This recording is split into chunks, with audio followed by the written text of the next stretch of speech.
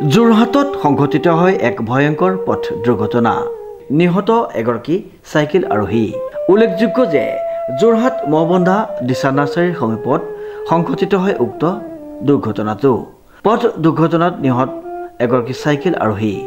জানিব পৰা মতে দেৰগাঁৱৰ দিশৰ পৰা তীব্ৰ বেগেৰে আহি থকা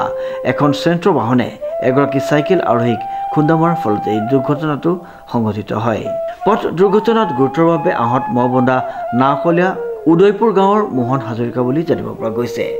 ইতিমধ্যে ঘটনাস্থলীত পুলিবৰ আৰক্ষী উপস্থিত হৈ গুৰুতৰভাৱে আহত ব্যক্তিগৰাকীক যোৰহাট চিকিৎসা মহাবিদ্যালয়লৈ প্ৰেৰণ কৰে যদিও চিকিৎসকে ব্যক্তিগৰাকীক মৃত বুলি ঘোষণা কৰে আনহাতে পথ দুৰ্ঘটনা সংঘটিত কৰা বাহনখন ঘটনাস্থলীতে ৰখাই দিয়ে বাহনখনৰ চালকগৰাকীয়ে ইতিমধ্যে আৰক্ষীয়ে দুৰ্ঘটনাটোৰ সন্দৰ্ভত তদন্ত আৰম্ভ কৰিছে অনুপম বৰাৰ ৰিপৰ্ট নিউজ নাও